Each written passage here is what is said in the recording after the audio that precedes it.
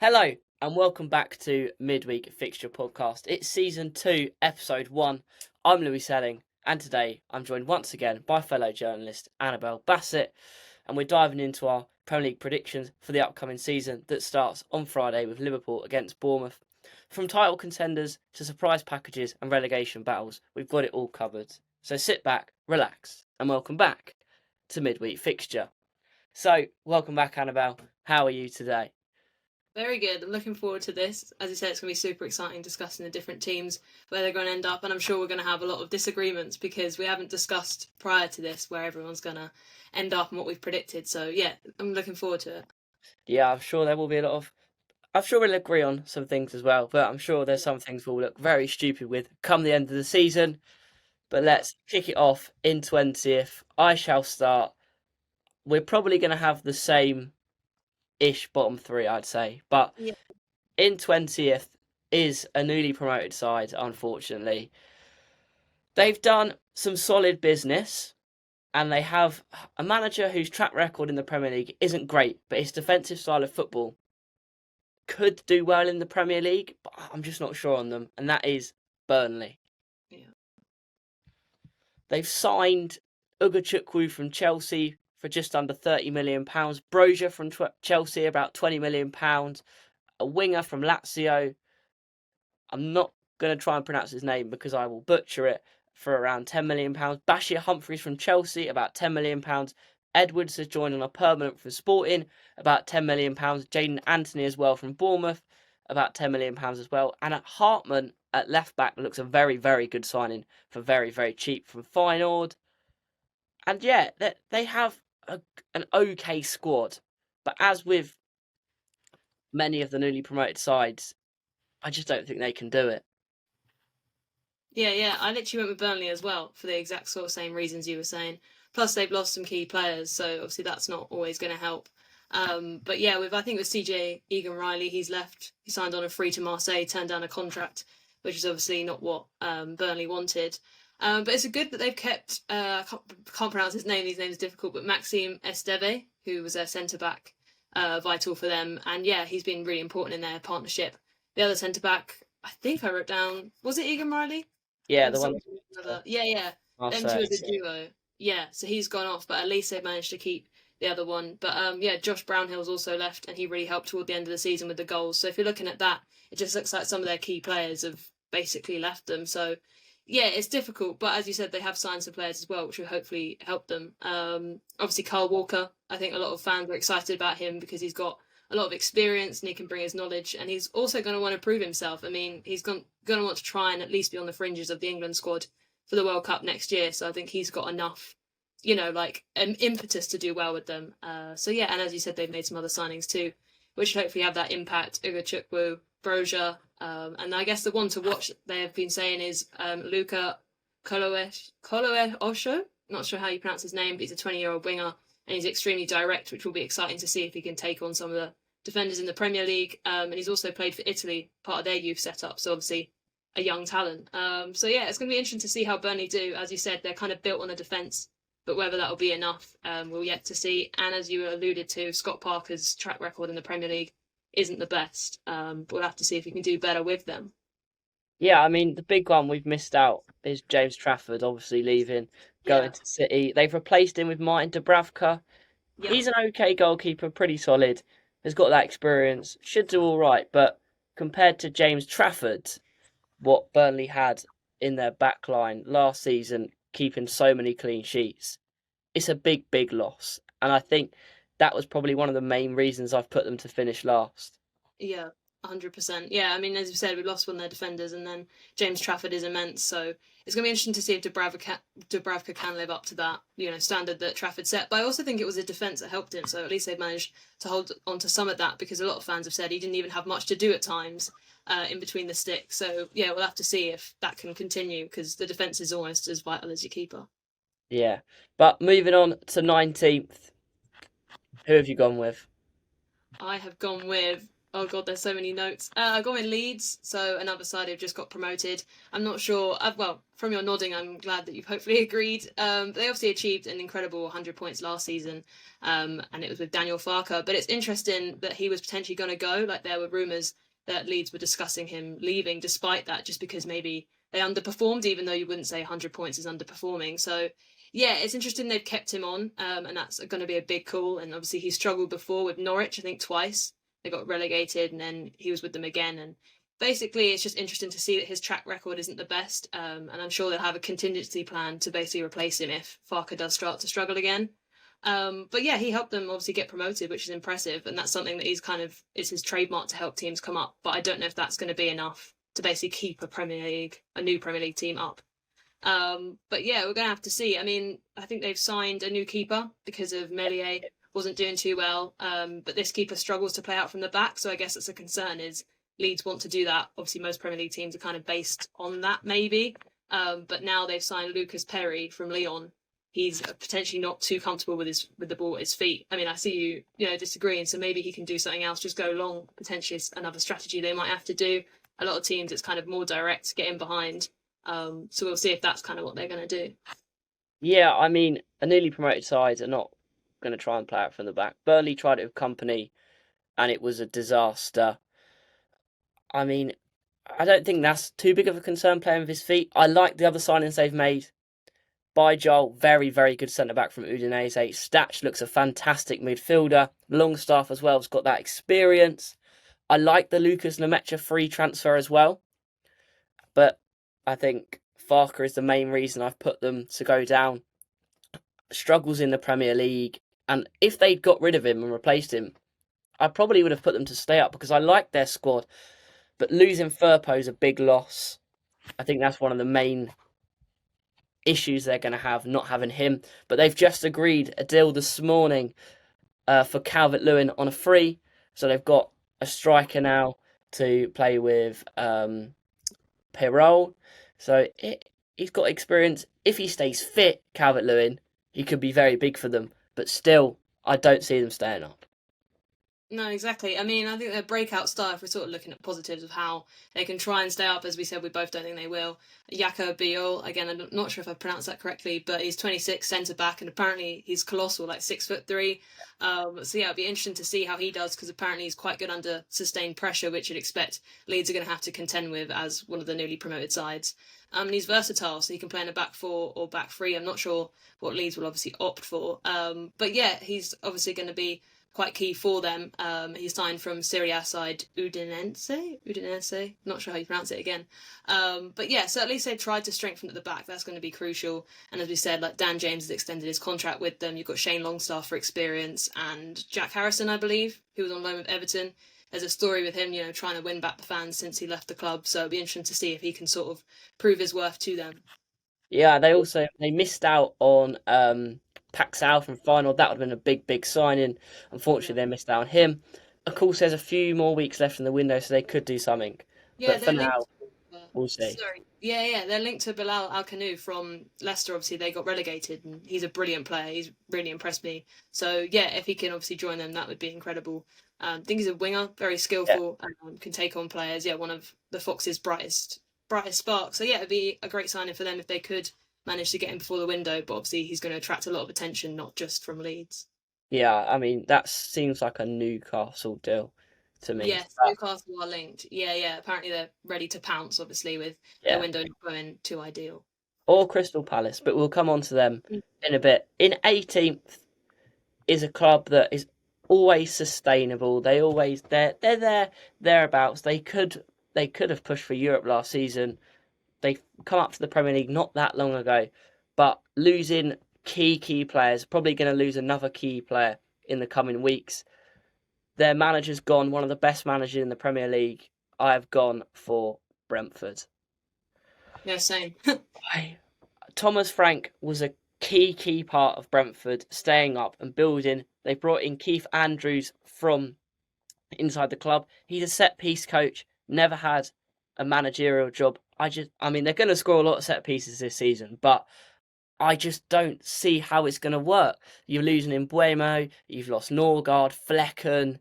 They're probably going to lose Visa as well. They've replaced a midfielder with Malambo from Feyenoord, very good signing. Kelleher coming in goal to replace Flecken is a very, very good signing. Arguably an upgrade signing. Coyote on a permanent to play at right back. Again, a good signing, but not replacing Mbuemo yet. Visa going as well. Norgard as well was a key part of that midfield. At the moment, they're going to struggle. Yes, again, a few more weeks after the window, they could pull some fantastic signings out of the bag. But at this moment in time, they're not staying up.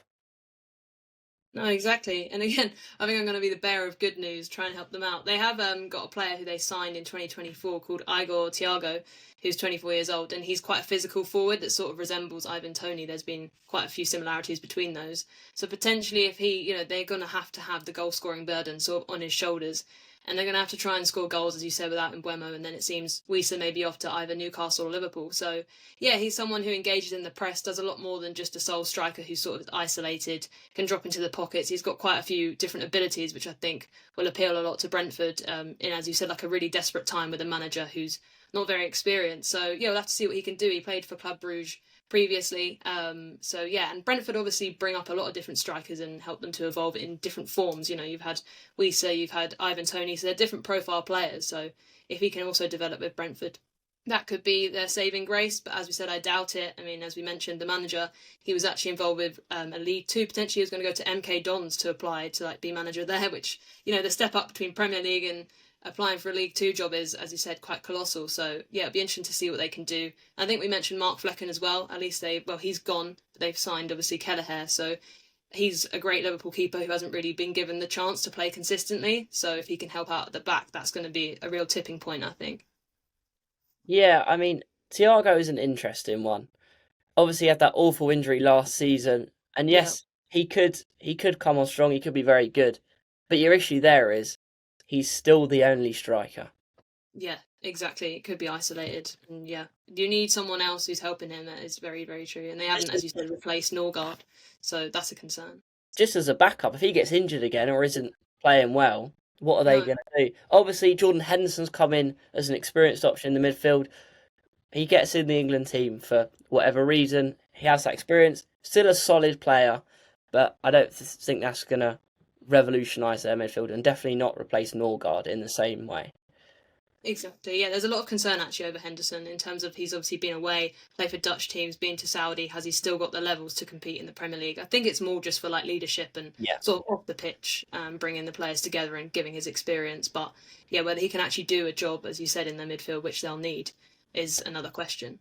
Yeah, I mean, a potential signing that looks like it's going to get done is Dango Ouattara from Bournemouth, which is going to start this merry-go-round of departures. Wissa to Newcastle, Dango Ouattara to Brentford, probably then someone to Liverpool, which we'll come on to, I'm sure, right at the end.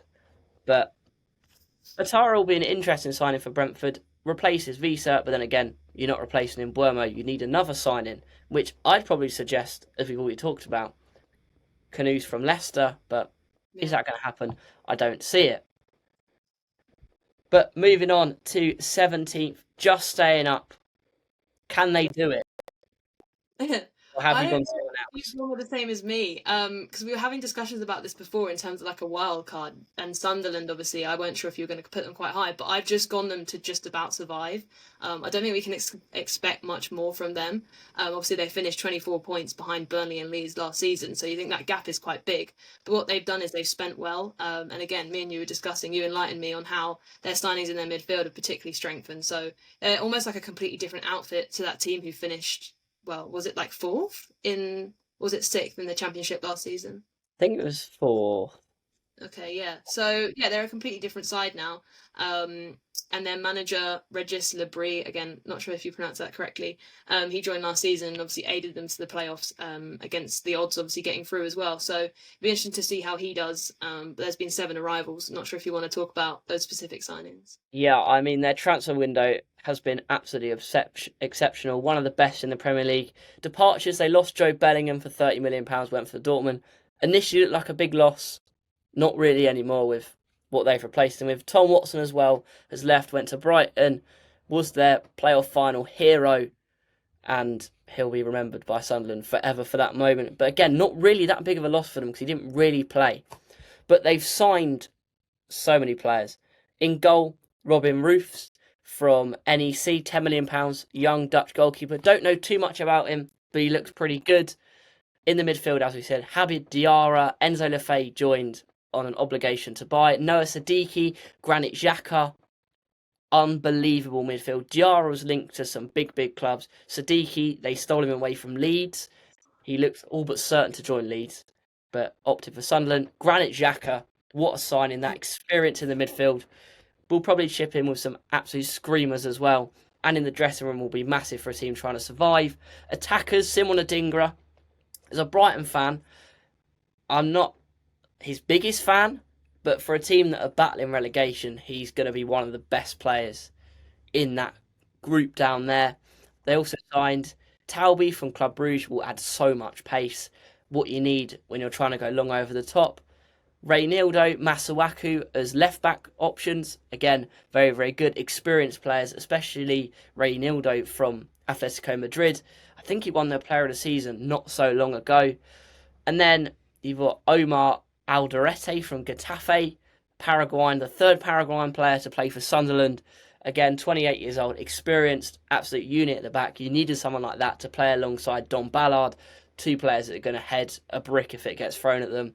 But my favourite signing of the window, they needed a striker. Yes, Mayenda, yes, Isidore, two very good players, young players, very good in the Championship.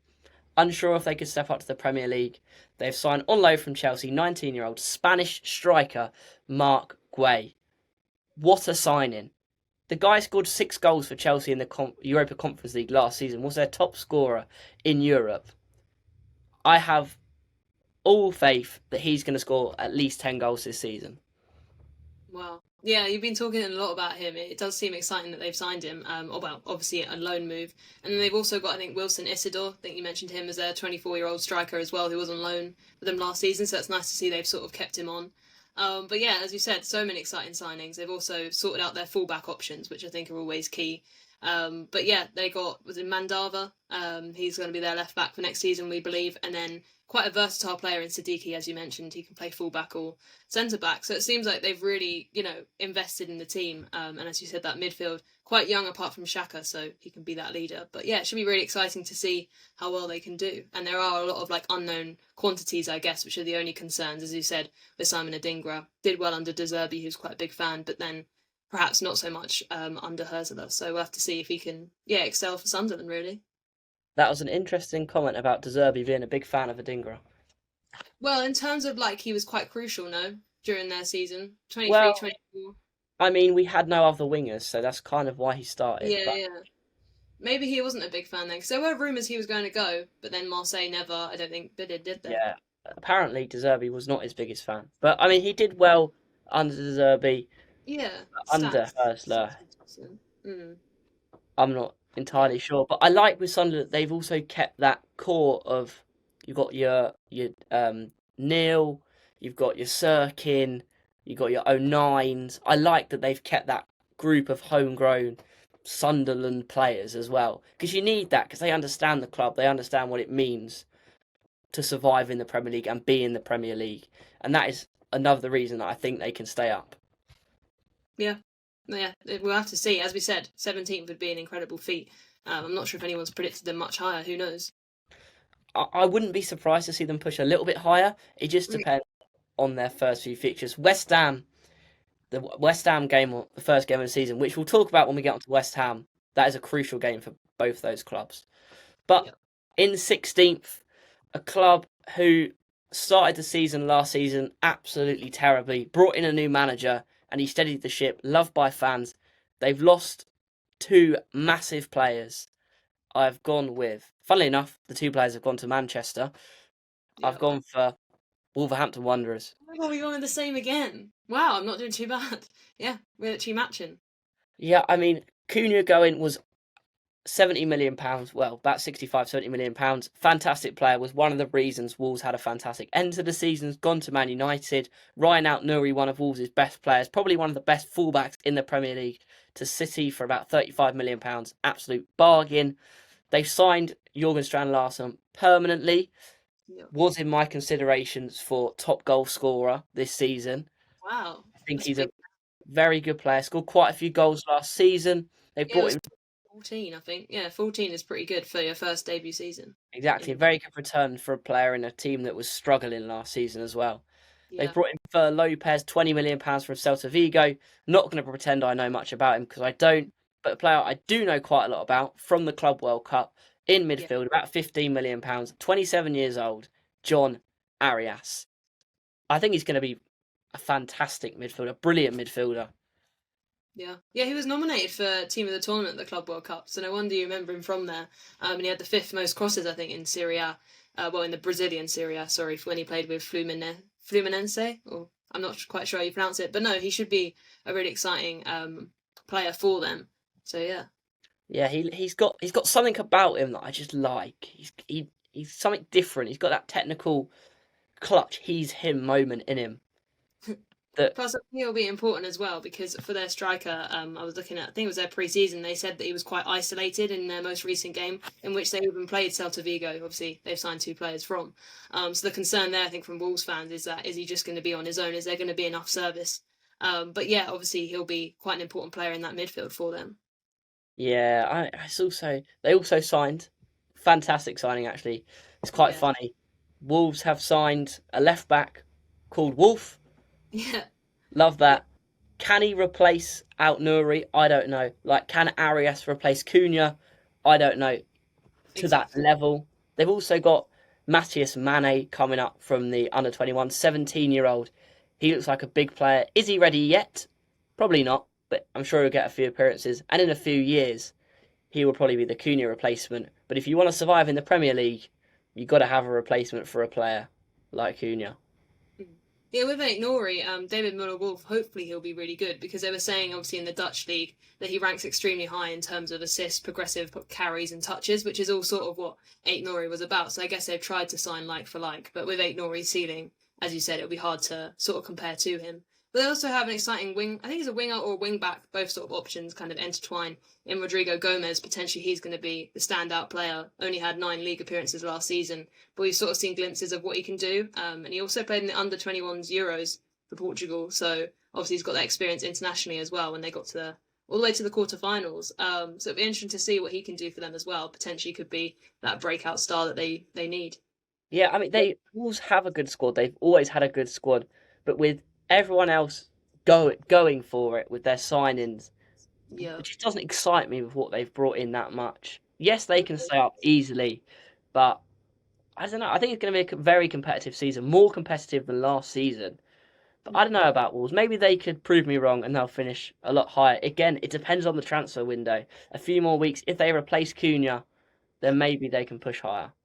Yeah, a lot of fans are excited, and again, I don't claim to know too much about these 2 players. I'm sure you might. Andre and João Gomez playing alongside each other for the first season together. A lot of fans are saying that could be a really exciting midfield duo. So, yeah, obviously midfields are crucial. So it'd be interesting to see if they can excel. And then, as you said, they might finish higher or perhaps lower depending on how their season goes. Yeah, I mean, Gomez is a fantastic player. One of my favourite midfielders in the league. But we shall see. Moving on to 15th, I have a feeling this is where we're going to go separate ways. I have gone with a club that is competing in the Europa League. Oh, wow. This season. Should have been competing in the Conference League. But Mr. Marinakis FC, Nottingham Forest, I've got in 15th. Nice. I haven't. But yeah, I'll let you say what you say on Forest first. They've brought in Dan and Joy, about 35, 40 million pounds from Bologna. Don't know too much about him. Looks okay there. Igor Jesus, apparently 15 million pounds from some sources. Some saying that was 40 million pounds. He looked very good in the Club World Cup from Botafogo. Can he do it in the Premier League? We shall see. Jair Cunha, 20-year-old centre-back from Botafogo again. Looks a very good centre-back. Can also advance with the ball. I like that. Angus Gunn as a backup goalkeeper, not bad. But losing Elanga for about £60 million, £55 million, Big loss. Danilo as well has gone to Botafogo for about £20 million. I personally really like Danilo. I'm surprised he's gone to the Brazilian league. They've lost Sosa as well, about £10 million to Palmeiras. Not the biggest loss, and that whole Gibbs White situation just doesn't sit right with me. And Europe as well is going to cause them a lot of problems. I was watching a video earlier, James Lawrence Alcott, fantastic channel. You need to go and check that out. He was saying they've overperformed massively last season and then they've been down here. They'll probably sit in the middle of the mean this year and they'll finish lower mid-table. Chris Wood, I don't see having another season like he did. Sure, he can score 10 goals. Definitely not going to get 20 again. No, it's going to be a big reliance on him. I mentioned that when I put them higher, but now I'm slightly concerned that I've overestimated them, but we shall see. But no, for my 15th, I went with West Ham because they've obviously really struggled last season with Graham Potter. I'm not sure if you might just have them slightly higher. But while he minimised the goals that they conceded, they basically had obviously a struggle trying to find that balance between attacking and then just basically being a really conserved team. And also they operate on a tight budget, which isn't obviously ideal. As we were talking about with Wolves, it's sort of that same thing where lots of different teams are spending around you and sort of attracting in big names, and then West Ham obviously have less of a budget to negotiate on. But with a back five, I think that will help Potter. Perhaps that's why you put them higher in terms of defensively. That's quite a key attribute, and that's proven them to sort of steady them and at least keep them above the relegation last season. But yeah, I don't know. It just depends how they do. I mean, with Jared Bowen, I think he was the only player to hit double figures last season for a goals tally, so he'll need support, and that's obviously a concern. But they've signed Kyle Walker-Peters on a free, which is always good. I don't even know if you can call that a signing if he's joined on a free, but I think that's quite a neat bit of business. And also Callum Wilson can fetch you a few goals. It's just a concern of how many he can get and how much they can sort of rally around. But also, I believe Paquetá is back. Obviously, the whole ordeal with sort of his betting, that's been sort of put to the side. So it'll be interesting to see how he comes back. I'm sure he'll have a lot to try and wants to prove and get back to his football. But obviously the glaring omission for them now is Mohamed Kudus. He's obviously gone to Tottenham, which was arguably one of their best players, although he didn't really have great stats last season. But in terms of, the hype that he's now received going to Tottenham, I guess there's a lot of hope that he can reach a higher potential. But for West Ham, obviously, that's one of their names they tend to play, and he's no longer there. So yeah, it kind of points to that they're going to struggle. But I've just said that they sort of consistently stay afloat. So I put them just above in 15th. Yeah, I mean, anyone in this 15th to, I'm going to say 11th, 10th, could finish anywhere in that bracket. That's always the hardest bit to predict. But I'll get onto my thoughts on West Ham in a bit, and I'm probably going to contradict myself a little bit on Kudus when I talk about West Ham and Tottenham. We will get there in a minute. So, in 14th, who have you gone with? I've gone with Fulham. Yeah, it's, as you said, quite hard to call who's going to go where, but I thought around 14th is where Fulham might finish. Their aims might be a top half finish, which is obviously what it's going to be. Well, actually, no, 10 is top half finish. So I think they're underachieved there. But yeah, not too much on them. So yeah, I've gone with 14th. Yeah, I mean, in terms of transfers, they brought in Benjamin Lecomte, £500,000, 34 years old, from Ligue 2 with Montpellier. He's all right. He's a good backup, good experience. They've lost Carlos Vinicius on a free transfer. Reece Nelson went back to Arsenal at the end of his loan. Apparently, they're looking to sign him permanently. I don't know. They haven't done any business, which is kind of interesting, kind of strange. Yeah. I mean, Rodrigo Muniz been under a bid from Atalanta this morning, about £35 million. Fulham don't want to let him go, but he wants to leave to go to a Champions League club. If they lose him, they could go even further down. This, again, just doesn't excite me. No, exactly. I mean, it's literally going to be such an over-reliance on Raul Jimenez to sort of lead the line and be effective. So, yeah, it's going to be interesting to see what he can do, especially, as you said, if Muniz does go. So, yeah, it's a concern, really, that they haven't invested anywhere. Yeah, I don't know. I mean, there's calls that Marco Silva will be gone by the end of the season. I don't know if it's going to be that bad. But, yeah, we're going to have to see. They are quite a wild card in my eyes in terms of how they're going to do.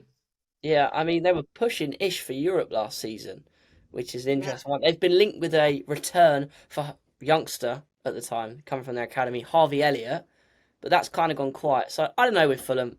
14th seems kind of a fair place to put them with their transfers and last season at the moment.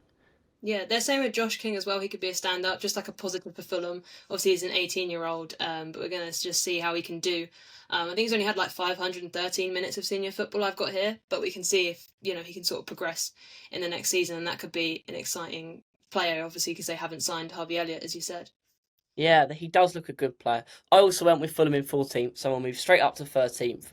And I have gone with, the safe bet is always to put this club in 12th. But with Europe, I think they're going to drop down a place. And with their transfer speculation at the moment, and not much transfers happening at the moment, I've gone with Crystal Palace. Nice. Yeah, I've literally put them one higher. Little surprise there, telling you who my 12th is. But 13th, I think I might have like underestimated them, but I've gone with, I don't know if you can guess, but I've gone with Everton. Didn't have too much time to do my research on this, but obviously the biggest signing recently was Grealish. As a personal City fan, just as you can see with the flag, just to touch on Grealish, I really hope that he excels with them, especially if they are to sort of play around the way that he wants to play, give him that freedom, maybe play him in the 10, which a lot of City fans wanted to keep him for, to sort of give him a chance in his preferred role. But no, I think with Everton, that's a great signing. He's a big name, and I'm sure that will excite the fans, but it's just whether he can, perform consistently in their sort of play, but I think he will be guided well under David Moyes. And then obviously their standout signing as well is Barry, so that'll be interesting to see how well he can do. A forward I don't know too much about, not sure if Louis you'd enlighten people on Barry. I'll jump on to Everton in a bit when I have high hopes for Everton. But on to Palace, as you've got them in 12th, I've got them in 13th. Might as well talk about them together. Sosa, good signing, about £2 million at left back. Got that experience, got that European experience, very good. Walter Benitez from PSV, free transfer goalkeeper, good backup. Haven't lost anyone significant, haven't really lost anyone at all. But Gahey could go to Liverpool, but this morning it's reported that he's staying at Palace and he's going to let his contract run down and they're going to lose him on a free, which is disastrous for Palace. Yes, they get to keep him for Europe, but a club like Crystal Palace, as Steve Parish said, losing a player that good for nothing is a big, big problem. Eze as well, looks likely he'll go to Spurs or Arsenal. It just depends now on Palace replacing them. They've got a very, very, very, very small squad. Mateta has been linked with Newcastle this morning as well. If Isak leaves, the Thursday-Sunday schedule could be a real, real big problem for them. And I might sound biased here, they could be even lower if they don't sign a few more players in the coming weeks. Yeah, no, I completely agree. I literally put that down there. With Europe, it's going to be difficult, and as you said, Eze being linked away, it's hard to know where to put them at this point, because if Eze does leave, they managed to hold on to Wharton, which is interesting, and as you said, Mark Gahey, which I didn't even know. I imagine that's come from, a reliable source that basically he's now staying. So, yeah, for them, I'm just not sure how they can handle both competitions. And as you said, with Mateta, if he leaves, that will be crucial for them, really, because I don't know how they sort of fill that role. Yeah, I could see them winning the Conference League. I could see them doing a Spurs, really, winning European competition, but having a disastrous league season. And Crystal Palace fans would absolutely take that. I'm sure they take a 17th place finish and winning the Conference League. Yeah, that's true. But no, I guess a positive for them, I don't know too much about him, but Borna Sosa has been mentioned as one of the players who could potentially help out with them. He's been brought in. I think he's a fullback, Croatian fullback. And they only paid a small amount for his services, which is impressive business from them. But obviously they need to sort of smarten up in that area. So it'd be interesting to see if he's going to excel for them as their fullback, especially, as you said, with Europe cooling. Yeah. They were linked to Diamonde at the start, sort of mid-start of the window, for about £60 million. I don't see that happening. He's an unbelievable centre-back. If they do get him, I would have put them slightly higher. But Devaney as well scored the winning penalty in the trophy fight in the Community Shield final. Looks a very good young player. Has ice in his veins just from looking at that penalty. But I don't know, Palace will be an interesting one. I see them finishing mid-table again and doing well in Europe. But on to 12th now. My 12th, you've got Palace in 12th. My 12th is a team who has been absolutely raided this summer. Has lost basically their entire defence, 3/4 of their defence, to the Champions League holders, Real Madrid, and the Premier League winners. And I've gone with Bournemouth. Lost Sabani to PSG for 60 million. Hoyton to Real Madrid for 60 million and Kirkes to Liverpool for 40 million. Obviously, Kepa has gone to Arsenal as well, returned to Chelsea first from his loan. They did replace him with Petrovic from Chelsea. Looks a very good goalkeeper, 25 years old, £25 million. Replaced Kirkes with Truffert, French left-back from Stade Reims, £10 million. Again, another good signing. Bournemouth signed well, and they sell well as well. Diakite come in this morning, or was it last night? This morning, I think, for £30 million from Lille, centre-back as well. And they look to be finalising a deal for Adli from Leverkusen. Price difference slightly between the club's valuations. But again, Bournemouth always solid. Losing their entire defence could be a problem. Obviously, Dango Ouattara looks to be leaving as well to Brentford, as I said earlier. But they'll be mid-table. They'll be comfortable. They won't push for Europe. But they'll be all right. Yeah, I actually put them in 11th. So when we move on to 11th, I guess I'll add a little bit on the cherries, unless you want me to do that now, I imagine, because we're on the topic. But yeah, no, as you said, they've lost quite a few key players. And with Dominic Solanke obviously leaving to Spurs, that's not been ideal. But they have obviously had Evan Nilsson for one season. He was struck by quite a lot of injuries, but still managed 10 goals in 28 appearances. So he averages a goal at about 155 minutes, which isn't the worst stat. You know, it shows he's sort of consistent. So if he can basically progress with them, he's got a lot of interesting attributes which they must love. Like, he's physically imposing, relentless presser, and he's a good finisher. So I think for Evan Nilsson, it's going to be important that he does well for them. It's going to be a lot of pressure on his shoulders. So we'll have to see. And obviously, no Europe will help them, but I agree with you that they won't get Europe in return. It will be difficult for them to overcome, even though they have signed some exciting players, like, as you mentioned, with Adrian is it Truffet? Yeah, like that. Something like that. But yeah, no, I think just being 21, he can hopefully excel in the next few seasons for them and, yeah, flourish as their new fullback. Yeah, I like Bournemouth. I think they should get more credit. They deserve a lot more credit for how they buy, how they sell, how they've come up and they've managed to build. Like, started with Eddie Howe, now they're on fantastic managers. But yeah, I don't know. They kept hold of their manager. His name has escaped my mind, but oh yes, he's a fantastic manager. I'm glad they managed to keep hold of him. Yeah. But if they'd lost him, I definitely would have put them a lot lower. But again, solid team, solid mid-table finish for Bournemouth once again. Yeah, it's Iraola. Iraola, there we That's go. the one. I can't believe we forgot. But yeah, so it's good they kept on to him, as you said. But now, moving on to my 11th, you had Bournemouth in there. Again, I said anyone in this 11th to 15th could be around there. My 11th, arguably, maybe they're slightly too high. Maybe they could be higher. I don't know yet. That is West Ham. I like their signings. Todibo, obviously had him last season, made him permanent for about 35 mil. Very good centre-back. Their full-back signings, Diouf for £20 million, in my opinion, will be one of the best full-backs in the world, especially in this Graham Potter back three system. They've replaced Areola, who's probably going to be their backup now, with Mads Hermansson from Leicester, about £15 million. Very solid goalkeeper. And Cole Walker-Peters on a free and Callum Wilson on a free. As you say, my whole FPL backline is the three West Ham fullbacks, Wan-Bissaka, Diouf and Walker-Peters, because I think they're going to do well attacking and defensively. They've lost Kudus, as you say. Not a big loss in my opinion. They did very well to get 55 million for him. Definitely wasn't one of their best players. West Ham fans were more than happy to let him go. Really? It's interesting that Spurs have acquired him though. Like, why do you think they've thought he's such like an important name for them? Because for Thomas Frank, he'll be a fantastic player. Interesting. So it's just about Graham Potter, the right environment. They lost Fowl on a free as well, which is a big loss because I think he's a fantastic fullback. But again, they replaced him with Walker-Peters, so yeah, give and take, I suppose. Yeah, exactly. Are we on to, you said 11th, so mine was Bournemouth. Yep. We're going on to 10th. Now into the top half. Who has you gone in 10th? Yeah, I was speaking off camera to you about this, and as I said, I think I've overestimated them here. But I said Nottingham Forest, which of course we've already mentioned. I think you had them in, was it 15th or? Yeah. Around there, yeah. Obviously they finished 7th last season, but they've lost, as you said, quite a few players. Obviously Anthony Elanga's gone as well, which is quite a key player for them to have to try and replace. But yeah, it's going to be interesting to see how they do.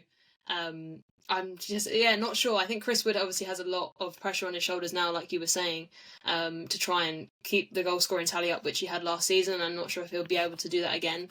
And yeah, with obviously Forest being in the Europa League, they have 8 fixtures there, and that's a guarantee. And then potentially they're good enough to get into the playoffs, but not good enough to automatically qualify, which would mean an extra 2 games if that was to be the case. So I think that's going to make them struggle. And they're one of the most affected sides by AFCON as well, due to the players they have, like Aina. So it's going to be interesting to see how they navigate that. But yeah, I'm not quite sure. I guess the positives for me, which I had written down, was about Ndoye or Ndoye, however you pronounce. I'm not sure how you pronounce his name. He's replacing Alanga. He's a similar sort of mould as well. He's quite direct, but has a lot of flair. And he had 12 goal contributions last season for Bologna in Serie A. So if he can sort of build on that, potentially, obviously it's hard to live up to Alanga's stature, but he can be there for him. And then the breakout star supposedly could be Igor Jesus. He's their striker, 24 years old, so he can sort of complement Chris Wood. Potentially both play together, or it'll be that one plays and then the other. But yeah, he was from Botafogo, played in the Club World Cup. So yeah, he'll provide competition for Chris Wood, and it'll be interesting to see how he can do. He kind of likes to run in behind, I believe, which is slightly different to Chris Wood, who likes the ball at the feet. So that'll give them a different dimension. But in general, it's going to be tough to see where they end up. And as I said, 10th maybe overachieving because they've got Europe to contend with as well. Yeah, I mean, they could definitely do better than 15th, where I put them. They have a solid squad. I don't know, I think the Europe is a big impact for many teams this season. Yeah. But in 10th, I've gone for a team that has spent the big bucks and are trying to continue to spend the big bucks. They're a team that could finish 17th. They're a team that could finish in the top 4. Nobody really knows what they are at the moment, who they are at the moment. I like the manager, Ruben Amorim, Manchester United to finish 10th. A much better season than last season. They've brought in Sesko for a lot of money, Brian Mbeumo a lot of money, Cunha for a lot of money, signed a good young left-back Diego Leon for about £3 million. Rashford's left on a loan to Barcelona. Garnacho looks like he's going to leave. Rasmus Højlund looks like he's going to leave. And obviously the big story with United at the moment is they're trying to sign Carlos Baleba. From the looks of it, that's not going to happen. And I don't think it would make too big of a difference to their league finish this season if it did happen. But I've got them finishing in 10th. Again, they could go either way. I just think they need a season now under Amorim with these new signings to build, find the system, refine the system, and then next season they can start building back into European competitions. But no, Europe will help them this season, definitely. Yeah. I mean, it's funny how this keeps happening. As in, you put them one below, and then I put them one above. So for my 9th, which we're moving on to now, I did put Manchester United, which may be kind, as you said. It's sort of they're an anomaly how well they'll actually do. I originally had them higher, and then when I started to look at other clubs, or started to look at other clubs rather, I then realised maybe I've overestimated them. And yeah, I think around 9th is where they'll potentially end up, which would be a lot better than 15th. As you said, they didn't have a great season at all last season, but they brought in players that sort of suit their mould more. As you said, quite big names there as well. So it'd be interesting to see. I know a lot of their fans are excited about Kobbie Mainoo. I was reading about different young players of the season. He's suggested as one of them. I haven't gone for him as my player of the season, or young player rather. But that'll be interesting to see if he can excel. He's a great young talent for them. But as you said, they've also offloaded players like Garnacho. So it'll be interesting to see how they do. And as you said, they might just need that first season to get into it. And you also mentioned to me before about how they sort of need a team that builds around those players. It's great to get those signings, but again, fullbacks will be really important for them. And yeah, obviously, I think it's Mazraoui and Dorgu who are their 2 fullbacks. So just depending on how much they excel, that will contribute to them. And I think Amorim likes to play a back 3, so it'll be interesting to see if he can implement that. And as you said, it'll just take time. But there are also suggestions of their breakout star perhaps being, he's very young, so I'm not sure, I don't know too much about him, but Aiden Heaven, who's 18 years old, he stepped into the left centre-back role when, was it Lisandro Martinez was out injured? So that's quite interesting that he's managed to excel, and he's basically composed beyond his years, has physical attributes as well, and great ball-playing ability, so it'll be interesting to see if he can sort of challenge Amorim to get basically in the squad, because you've got Luke Shaw, you've got Martinez, so understandably he might be a bit further down that pecking order, but he's an exciting prospect for them, I think. Yeah, I mean, they have a lot of good young players. Obi looks a fantastic young striker who I think will be fantastic for them in a few seasons. Toby Collier as well, come from Brighton's academy, looks a very good midfielder. It's good that they have these young players now in and around the squad. They can use them, play them, be confident with them. And it's just about developing them now. And I'm sure it won't be long until they're back in European competitions. Oh, last thing I was going to say as well, my concern, I don't know how you feel about it, is Onana. I know a lot of fans, it's sort of like a divide. Some think it's fine. Manchester United seems to be happy with Onana, supposedly, some of the fans were saying, but it also seems they were linked with Donnarumma. Maybe perhaps still are, but I think he favours a Champions League outfit like Chelsea or Manchester City, depending. But he's obviously just announced he's leaving PSG after a fallout. So, yeah, I think for Manchester United, it's a shame if they do go into the next season with Onana. I'm not sure how you feel about that, but I think it's unlikely they'll get Donnarumma. I don't have a problem with Onana, really, to be honest. I don't think his defence the last couple of seasons have done him any favours. No. And the defence needs to be confident in their goalkeeper, but the goalkeeper Yeah. also needs to be confident in their defence. So it's kind of a give and take. Yeah, no, I 100% agree. That's why I feel like he has been exposed, and that's why I haven't been the most sure in him, like some of the saves he's made or lack of, and then different situations. But he probably would be better, as you said, if you give him this season, perhaps to excel with a better side, maybe. Yeah, I mean, if he has a disastrous season this season, then you need to bring him on. But in my ninth is a team that I don't know about this team. Fantastic club, massive club, playing in Champions League again, have had an absolutely disastrous summer with every player rejecting them. Wow. I've gone with Newcastle. Yes, they signed Elanga, very good signing. Malik Dior, very good 24-year-old centre-back for about £30 million. I think he'll do solid. Ramsdale, I mean, having Ramsdale in your squad, you're kind of asking to be relegated with his track record. But no, I think they'll be all right in ninth. Again, it depends on Isak. Apparently, he said he's never going to play for them ever again. I think that big Liverpool move will happen very, very soon. Yeah. If they get Visa in, I don't think it changes much. If they get Ramsey in, which looks all but done from Aston Villa, again, good signing, still keeps them ninth. If they get Nicholas Jackson in, or Mateta, the two they've been linked to, preferably Nicholas Jackson, in my opinion, then I could see them going a lot higher. But without that proper striker and Champions League football, I mean, even if they have one proper striker with Champions League football, I still think they'd be in around that ninth position. Yeah, again, I think I've put them as overachieving, but we'll see. They are definitely a tough team to call. But yeah, we'll see what happens with that. I guess we're in eighth now. So you put Newcastle in eighth. Yeah. For eighth, I went with your own club, Brighton. Okay. I'm not sure if I put them higher because obviously they're not in Europe, which helps them. And from what I've seen, we've been to a few pre-season friendlies. I like some of the things that they're doing, the signings they've made as well. De Kuiper's really impressed me as their new left back from Club Bruges, especially in an attacking sense, can put a great cross in. I thought he was probably the brightest spark from those games that we saw. Obviously, take it with a pinch of salt because not all of the players were playing who will start. But that's kind of why I put them in eighth. I guess there's a concern over when with Tommy Watson. I haven't really heard too much about what's happening with him. I guess he's been injured. Same with Stefanos Tsimas and even Shrampalos Kostoulas. We're not sure when they'll actually come into the fray. Two great signings, obviously, of those two Greeks, but they're very young. So I just guess for me is like quite a few unknown quantities, and obviously they lost their talisman João Pedro. So yeah, it's going to be tough to see like how they basically deal with that big problem, because obviously Jorginho Ruta, as a Brighton fan, you've told me you're more happy with him being in that 10 role. So to have to sort of take over that striker position is going to be difficult. And we saw in the pre-season friendlies that there were quite a few opportunities where you just needed someone in the box, and I think that's going to be perhaps just a limiting factor for Brighton. But that being said, they should finish in Europe technically with 8th. I believe, obviously, if stuff works out, and they finished 8th last season. May not be enough for Hertzler, and obviously the progression of the club, they might want to finish higher. But I just see them maybe finishing around then. As I said, it's quite a lot of unknown quantities. But if Tommy Watson looks like a great signing from Sunderland, as you said earlier, their hero from the playoffs. So yeah, and obviously they managed to keep hold of Mitoma. Baleba seems to be staying their two key players, and I think with that they'll try and push higher, and they could be higher, they could be lower.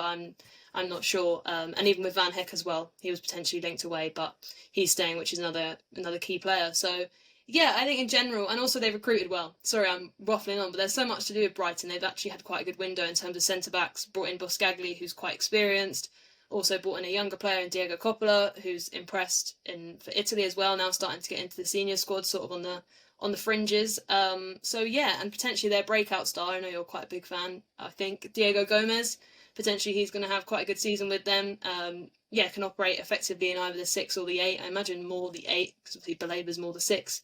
But yeah, it gives Fabian Herzl flexibility in the midfield, and he's tenacious, combative, everything you want, kind of similar to Belaber in that way, quite aggressive. And yeah, I think he's adjusted to the demands of the league, had that first season and kind of impressed. So I think now this could be the season that he kicks on. So yeah, I think Brighton have got a really strong squad if you're looking at it in that way. Yeah, I mean, I'll get on to my opinions on Brighton in a bit. I agree with what you said. I think it's interesting you've highlighted Tommy Watson as one of the key signings. Yeah, I just think from what he's done with Sunderland, I mean, I know the hype around it when he joined for Brighton, I thought a lot of the fans were happy. So I'm like, that should be an exciting one to watch. Whether he'll, excel in terms of stats, I'm not sure. It'll take time, I imagine. Wow, I'd say 70-80% of our fan base were absolutely ripping it apart, the signing. Really? So you hated it. Wow. How come? The fact that he played about 10 games for them. Yeah. Scored, I think, 2 goals. Yeah.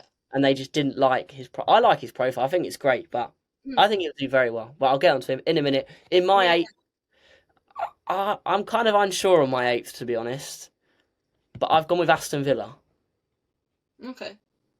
The Europe thing again is what's getting me. I think they've dropped down from Champions League to Europa League. I think they could do very well in that competition. I like the signing of Evan Gesand. I've done a video on him. Go and check that out. He's a pressing machine and he's exactly what Aston Villa needed. Haven't lost anyone big at all. Baron Chair come back from loan. They've loaned him again. I'm surprised they didn't keep him. He looks a good midfielder. But I think a key player this season has looked fantastic in pre-season is Buendia. They keep him around. I think he'll do very well. But for now, I've got them in 8th, getting that Conference League spot, potentially winning the Europa League. I don't know. I like Villa. They probably will end up being higher. But for now, it's that Europe thing again. I've got them finishing slightly lower than they probably should do. But it's not a disastrous season for them at all. No.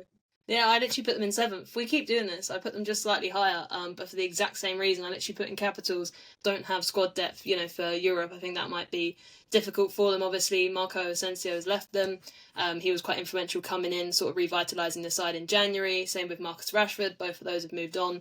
I think it's difficult when they have the impact they do in a way to then try and replace them. But as you said, Evan Gesand is a brilliant signing. That's why I put them in 7th. Recorded 20 goal contributions in League One last season with Nice.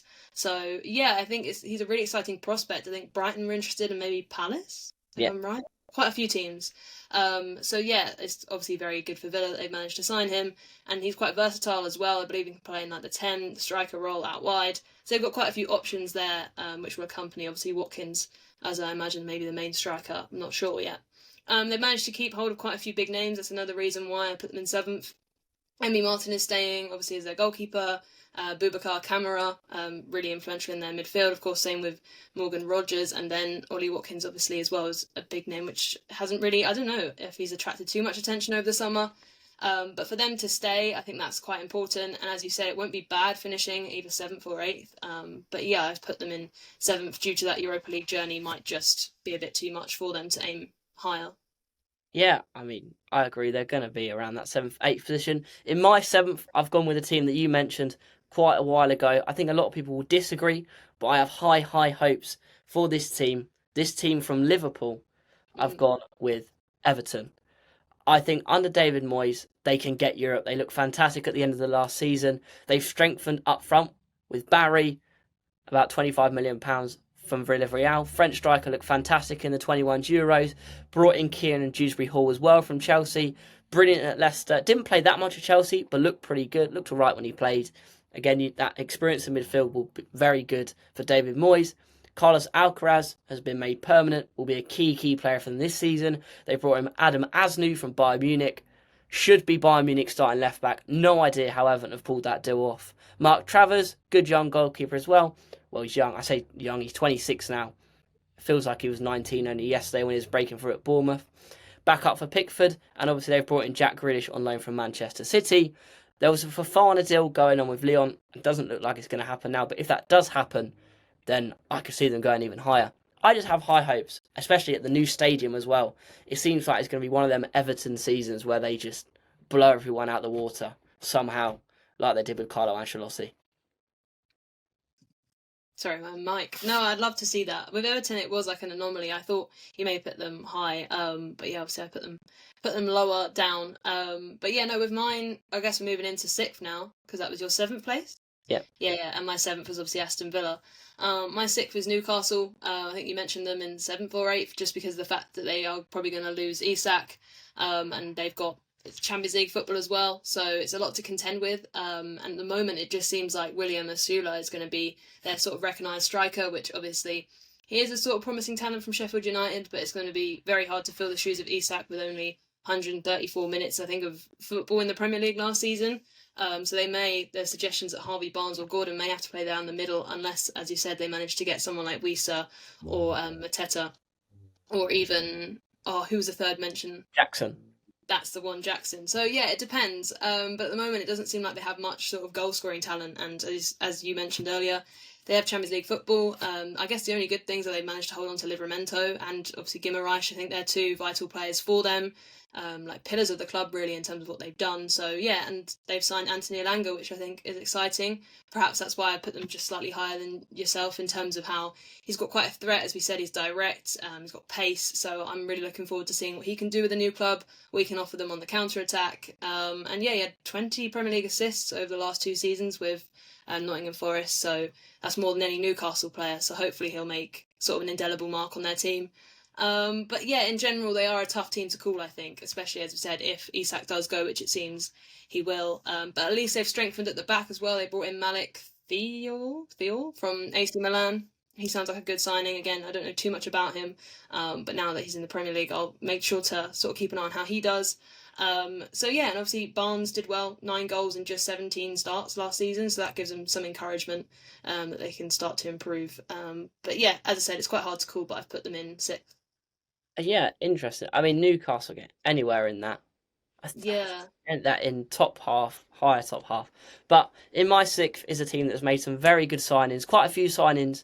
I think it'll be a transition season for them. Haven't really lost anyone significant. A couple of loan moves for younger defenders. I think they'll be key for them in a couple of seasons. They lost on a free transfer a Premier League legend, a Premier League veteran. It's gone to Napoli on a free transfer. In 6th, I've gone with Manchester City. Wow. And as you can see with the flag behind me, I would disagree. But yeah, you've gone with 6th. Am I doing my 6th? Well, you can touch on why you've put City in there, because I think that will shock a lot of people. I like the signings. Reinders very good, Out-Nouri very good, Cherki very good. Trafford's head's probably going to be on Mars because it looks like you're going to sign Donnarumma. Naipan, very good young signing, and Bettinelli, I don't even get the point. Potentially Yavi Simmons coming in as well. Donnarumma, as I said. Again, I like the signings. I think it'll be a transition season. Here and there, a bit hit and miss like last season. And then next season, once they're fully integrated, get used to the league, then it's where you'll see City be City again. Yeah, that kind of makes sense, to be fair. Yeah. I mean, I'll show you where I put them later. But yeah. Yeah, obviously could be a much higher. But for now, I think 6th is where I'm sitting with until I see how they adapt to the Premier League. Yeah, that's fair. 5th? So you put them in 6th. We go 5th. I've gone with Tottenham. So they're massively improving for me on 17th. From your reaction, we'll see where you put them. It's interesting you put them higher than City. I guess my bias gets in the way. But I'll come on City in a bit. But no, I put Tottenham in 5th. Obviously, as I said, won the Europa League, so now they've got Champions League football. That's something they're going to have to contend with. But I think Thomas Frank is a great addition. He's dynamic. He's not afraid to sort of change up his style. Obviously, he's quite he likes aggressive, intensity, forward-thinking sort of football, but he's also, as I said, not afraid to basically interchange systems if it's not working, which I think is going to be really important. Just a random thing to mention as well, Romero was named the new captain. That's just something that I saw, which is interesting. So kind of like a new period for them. As I said, they signed Kudus. As you mentioned, not many West Ham fans rated him, so it's going to be interesting, as you said, if he can excel in a new team, which you predict him to. Obviously, the price tag has quite a lot of pressure as well, so we'll just have to see if he sort of lives up to that. I think it was €63.8 million, which is obviously slightly less in pounds. But yeah, he's direct, willing to run, versatile as well, so I think that's why Thomas Frank's quite interested in seeing how he can progress.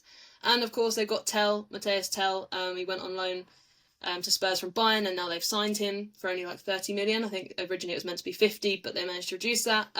So yeah, I think he's going to be interesting, potentially their breakout star. Obviously Son Heung-min has left, so they need new players who basically can give that sort of attacking flair and consistency. So yeah, he may just blossom under Frank. I think that'd be exciting to see how he can do, because he's got a good record of developing, forwards. And then aside from that, I guess my only negatives were, as I mentioned, that Son has left, which I guess he was sort of dwindling anyway, age and I think potentially injury. Is it injury?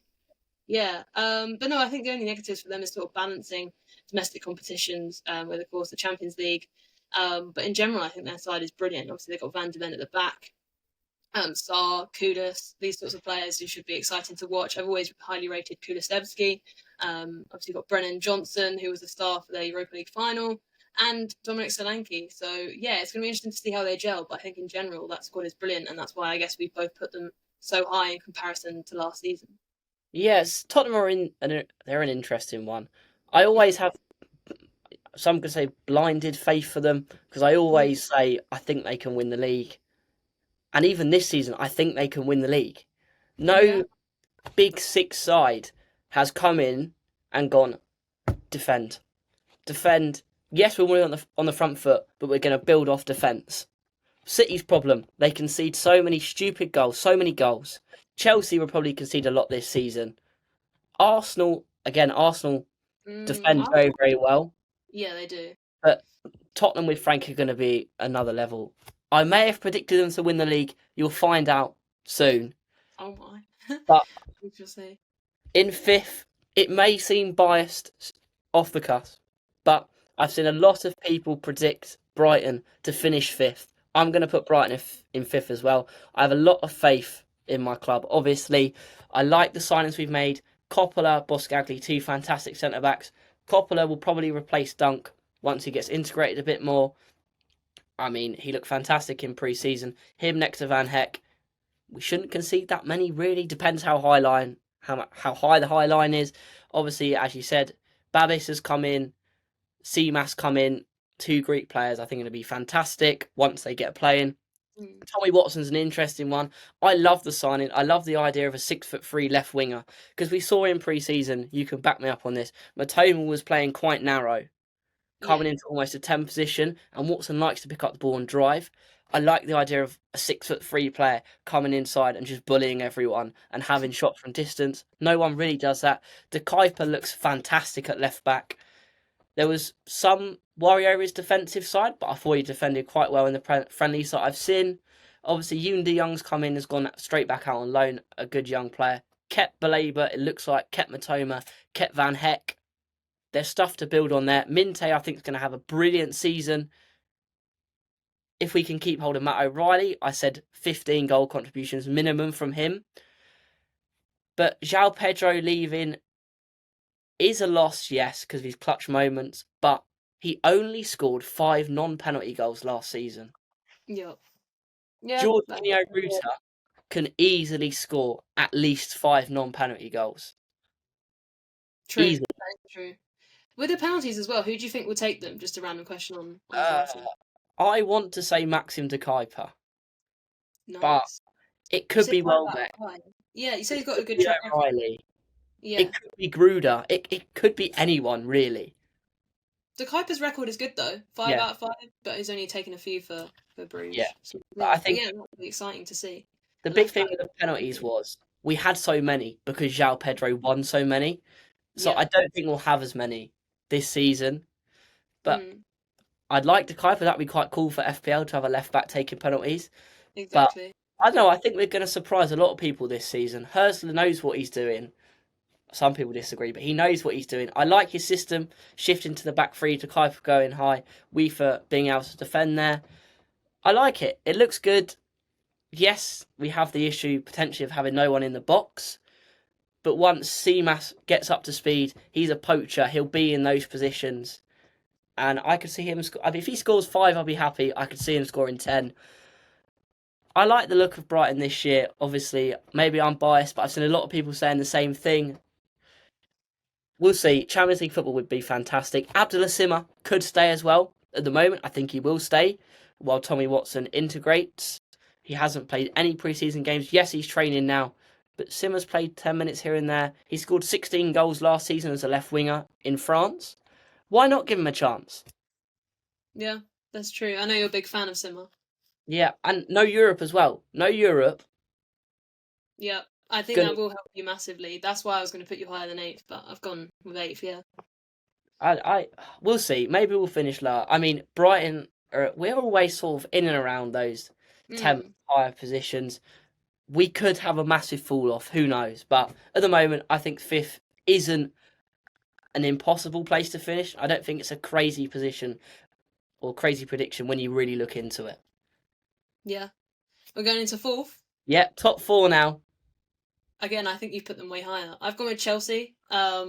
Lots of people are saying for them to finish like 3rd or 2nd, and obviously I expect them to mount a title charge. Just depends how long they can keep that going for. But I am extremely impressed with the signings they've made. I know you're a big fan of them, and then in terms of like the signings, as I said, that they've made, and yeah, looking at them, I just think they're going to be an incredible outfit and sort of an anomaly, as we said. We've seen Arsenal, City, and Liverpool going for the title in recent seasons, but I think with Enzo Maresca, he's been there for, I think this might be his 3rd season now.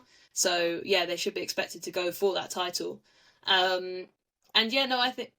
Oh, my mic is on. Sorry, I wasn't sure if you were gesturing to the mic. But no, with João Pedro, obviously he came like, what's the phrase where you hit the mark running, the ground running. Sorry, with the Club World Cup, scoring 2 goals. I think no one expected them to beat PSG as well in that final. So, well, you did, and that is a really accurate thing to say because they did. Their game plan was perfect. So I think they've proven to themselves they can contend with the best of teams, which I think really helps with mentality. And yeah, Pedro's great. As we said, he can play in the 10. He drops deep, links up play. So potentially he'll flourish with them. Obviously, you've got Cole Palmer, who's been great for Chelsea for so many seasons. I think he could get quite a few assists this season as well.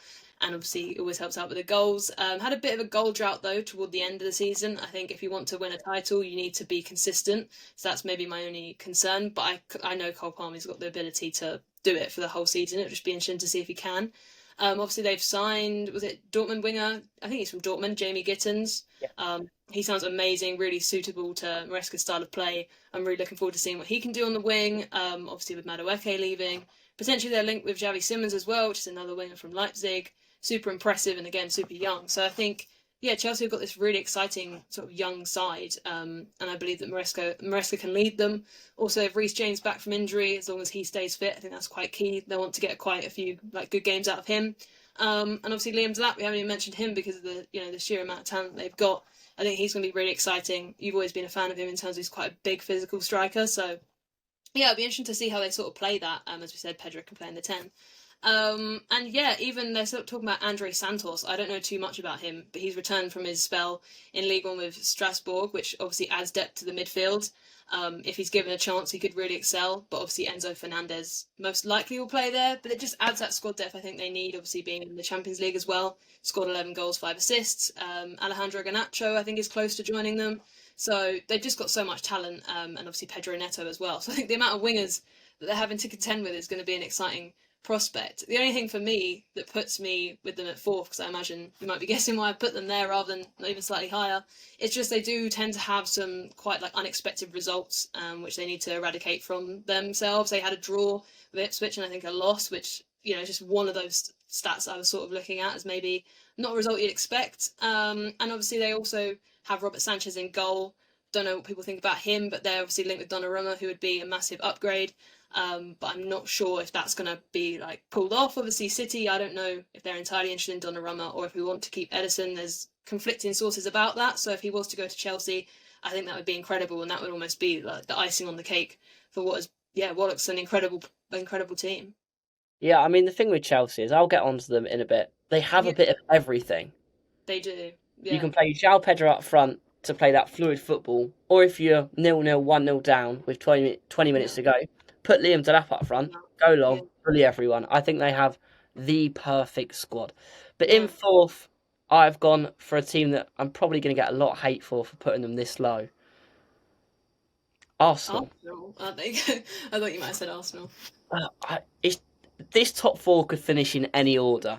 I said it's going to be the most competitive season this season. I only see the league winners getting about 80 points. I think the points are going to be spread out all across the league. Signings, Martin Zubimendi, fantastic signing in the midfield. I think people will quickly see who the best Spanish defensive midfielder is.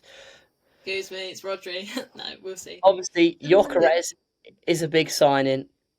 Can he adapt to the Premier League? I don't know. He looked a bit clunky in pre-season, but got to give him a chance to integrate, get up to speed. Madueke is an interesting signing. I don't really get it. Good backup, but for that much money, I don't know. Mosquera, defence, 10 million, 15 million. I never doubt an Arsenal defender now because they're obviously insane.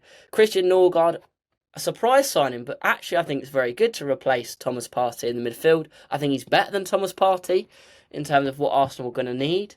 They haven't really lost anyone. They've brought in Kepa as well as a backup goalkeeper. I don't know with Arsenal. I think if they were going to do it, they would have done it the last couple of seasons.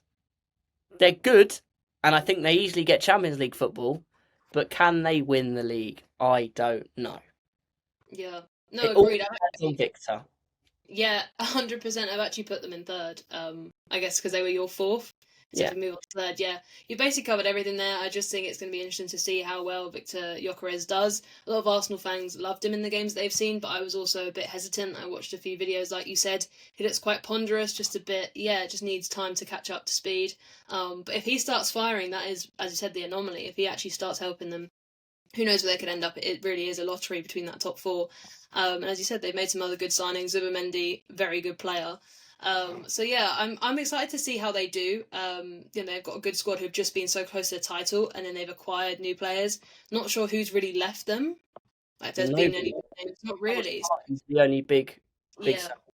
So they've really just strengthened. So, looking on that basis, I understand why Arsenal fans would be like, well, we've got an even better chance at the title. But I just think the way that City have strengthened, obviously against what you said, and then obviously Chelsea and Liverpool, I've just put them in third.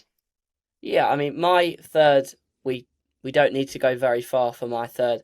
I really want to put this club higher because I think they can do it, and a lot of people will disagree with me. But I said it already, I have blinded faith for them. I have no idea why. But Tottenham are my third. I can see them challenging for the league. I'm going to contradict myself by saying I think Kudus is a brilliant signing for them. For West Ham and Potter, not really that type of player, but put him in a Tottenham team under Frank that's going to play out-and-out wingers. I can see him thriving. Matthias Tell, as you say, I think he'd be a very good player. You saw glimpses last season. He's settled now. Kevin Danso's made permanent. Looks pretty solid. Good backup. Luka Vuskovic, 18-year-old from Hijack Split, £10 million. Already scored in pre-season as a centre-back. Looks fantastic. I think he'll play a lot. And they've also reinforced their midfield, defensive midfield. João Paulinho on loan from Bayern Munich was the best DM in the Premier League when he was at Fulham. They've lost Son, yes, not that big of a loss. They got £20 million for him. He didn't perform well at all last season. Was talking to a couple of Spurs fans. They're glad he's moved on now. Because if he'd probably played another season, probably would have, I wouldn't say ruined his reputation at Spurs, but it wouldn't have had him at the glowing heights that he was. Mikey Moore's gone out on loan. I like that. He's gone out on loan to Rangers, signed a new contract. Is the future as Tottenham. He's fantastic. But yeah, I think under Frank, they've got a good, solid system. He wants to be on the front foot, but he also sticks to the basic and defends. I like it. I like the squad. They have got Maddison out now with a big injury, unfortunately, but they've got a couple of new signings potentially. Savio is one we haven't mentioned yet, but I think it could happen. I'm not entirely sure. Eze looks the most likely one, and a link this morning that come out is Facundo Buonanotte. They're interested in Buonanotte on loan to replace Maddison while he's out injured. I'd like to see that. I mean, if they sign Eze and Buonanotte, they could do it. I don't want to seem crazy, but I think they can. I like the squad. They've got a solid squad, and they look good. Nice. So second, you said second? No, third. Third for Spurs. Third, okay. So moving on to my second, I've got with Manchester City. Pains me to say who the first is going to be. But no, I got with Man City because obviously I'm confident in my own team, a bit like you said with Brighton that you put in fifth, right? Yeah. Yeah, it's sort of that own blind club faith sort of thing. But no, with City, from what I've seen in the Club World Cup, I feel like that really helped us. Like, obviously, we didn't go all the way to the final, which in a way helped the players to then have a break. But also, I do enjoy the fact that we were in it, which I wouldn't imagine I was going to say that. But I feel like it was a good competition to test ourselves and also have our signings start to gel. And I really loved what I saw with Aït-Nouri, very skillful player. I know you've always highly rated him, but now he's joined City. He's sort of more on my radar, and just to see how well he does at left back, and he almost at times like a left winger, just him and Doku on that left flank, basically overlapping runs. Just the way that they played together, I thought hopefully that's going to help Doku excel, as it seems he's staying and potentially Savinho would be the one to go. But even then, it seems like we're going to keep him. So I think the wingers are a big anomaly, perhaps why you put them lower in terms of I don't think they're title-winning wingers. I've always had my concerns with the service they put into Haaland and how we've seen his drop-off perhaps coincide with that. But I'm also confident in the side finishing as high as second potentially because of Rodri is back. He provides that. And you've also got players like Reinders who started to impress me, as I said, during the Club World Cup. And then most recently with the 2 goals he scored against Palermo. Of course, you're going to say it's a Serie B side, so, take a pinch of salt with what he did there. But I think he could be a really exciting player and, a massive playmaker for Manchester City. Same with Cherki as well. I think such a young talent. A lot of people are saying he's going to be like the young player of the season. I don't think that much hype. I think he will be a good player. I'm not sure he'll excel just yet. Like you said, maybe the next season we'll see City really at their top form. But I think Cherki will do a good job. And I just feel like our squad depth has started to develop, which is something that we need. With goalkeepers, again, with Edison, I think he might just stay one more season. I'm not sure if we're actually going to get Donnarumma. He would be a great signing, of course, but I think either one will hopefully just help Trafford, which I think has been a great addition for the next few years, which also makes sense of what you're saying, is when Trafford comes in and you've sort of got more experience within the whole squad, maybe that's when you'll see City progress even higher. But I think it's a good time for City. Like the whole backroom staff, going on quite a bit here, but they've changed the whole backroom staff as well. We've got a new set piece coach, assistant coach, both from Liverpool.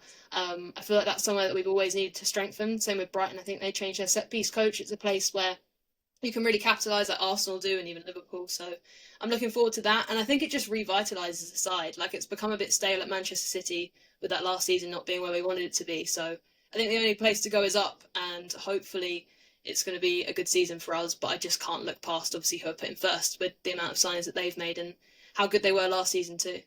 Yeah, I mean, the thing with City is, you said Rodri's back. Well, he's not back, because he's not back until after the first international break. Yeah, that is the biggest concern. I was discussing that on Ian Cheeseman's podcast, Forever Blue, how we were saying he is so important, and it's like, well, how do you replace him? But then I do feel like Reinders, Pepper said, can play in that holding role. You've got Kovacic just out.